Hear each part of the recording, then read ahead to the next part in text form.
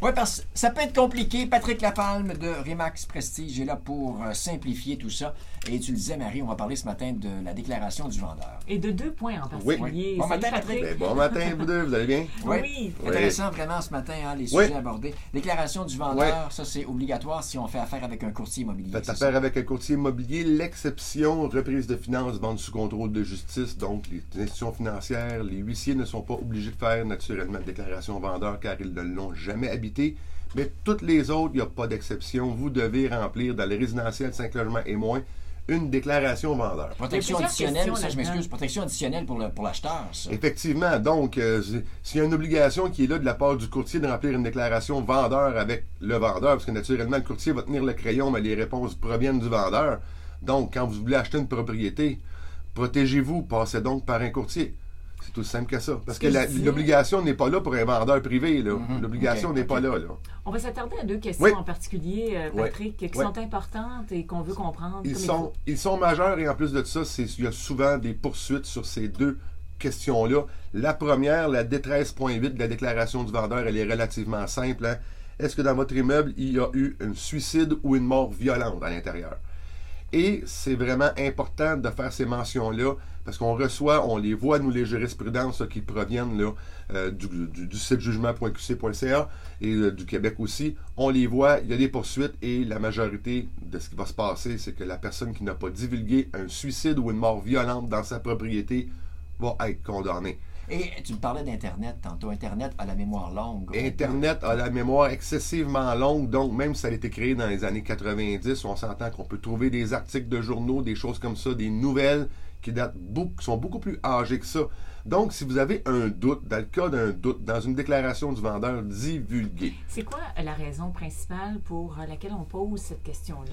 Bien, naturellement, il y a des croyances. Il y a la notion de la croyance qui est là sur la population. Est-ce que vous êtes à l'aise de dormir dans une propriété qui a eu un suicide ou une mort violente?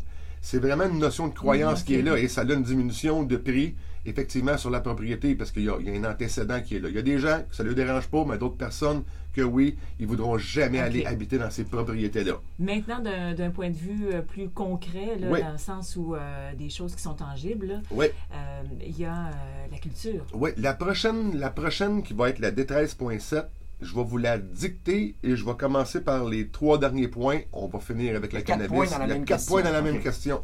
Méga important d'y porter une attention très particulière. Donc, à votre connaissance, y a-t-il déjà vu une culture de cannabis? Première question. Deuxième, production de toute autre drogue. Deuxième question. Produits chimiques. Troisième question. Et ou produits dangereux à l'intérieur du bâtiment. Et l'intérieur du bâtiment, là, ici, là-dessus, là, on a eu des particularités. C'est l'immeuble au complet. Donc, le garage aussi. Le garage, le terrain même. Sur culture de cannabis aussi, là, c'est très important. Donc, je vous vois avec produits dangereux, relativement simple à comprendre. Je donne un exemple. Un peintre débosseur qui fait ça, lui, à temps partiel, dans sa propriété, dans son sous-sol, qui fait ses mélanges de peinture avec des solvants, tout le kit, mais qu'il n'y a pas de ventilation adéquate. Donc, ce qu'il faut comprendre, c'est que les vapeurs vont aller se coller aux matériaux qui sont poreux, les tapis, les gyps, toutes ces choses-là, les panneaux d'isolation, ça va se coller à l'intérieur de ça. Donc, c'est une déclaration qui est importante à faire. Le deuxième, produit chimique. Autre exemple, la taxidermie, pour aller tanner des peaux, des choses comme ça. Il faut faire des mélanges de différents produits chimiques pour arriver à un produit fini qui est de bonne qualité. Donc, ça nous prend des systèmes de ventilation. Il faut envoyer tout ce qui est nocif à l'extérieur de l'immeuble. La deuxième, qui est la production de toute autre drogue. On peut parler de préparation de cocaïne en sac, méthamphétamine, GHB, plein de trucs qui sont reliés vraiment à la production d'une drogue qui est chimique, naturellement. Là, ici, on est dans l'illégalité. Mais encore là, tous ces produits-là, les vapeurs, les poudres, peuvent être vraiment collés sur les parois de la pièce qui sont là et ont tous des effets néfastes. Alors, même si c'est illégal, tu dois le dire. Oui, et voilà, ça a des effets néfastes sur la santé et des recours possibles si vous ne les déclarez pas. Et la dernière, qui est la première en réalité, culture de cannabis. Souvent, les gens ne feront pas la distinction à cause de la façon que la question est montée, mais n'oubliez jamais que si vous avez cultivé 500 plants de cannabis dans un sous-sol avec une alimentation en eau, des chaleurs importantes, des choses comme ça, ou 500 plants de tomates, ça ne change absolument rien. Les tomates ou le cannabis, ce n'est pas la légalité de la plante ou du produit qui est là qui va être en cause. C'est vraiment la production d'humidité, les hautes chaleurs à l'intérieur. Et ça, cette problématique-là, je vous le dis, Google a des yeux partout. Et les sous-sols ne sont pas faits pour ça.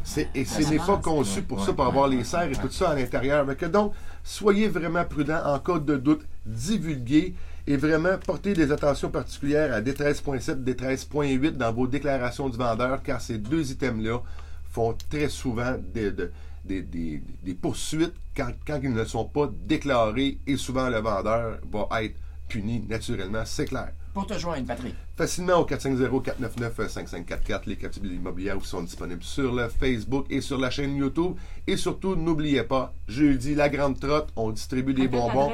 Oui, on va être sur coin Pierre-Mercure et Jean-Libernoche avec la mascotte Max Café, chocolat chaud. Les tentes vont être là, l'ambulance sur place. Écoutez, ça va être une grosse fête. On va être déguisés en espérant que Woody ne sera pas trop mouillé.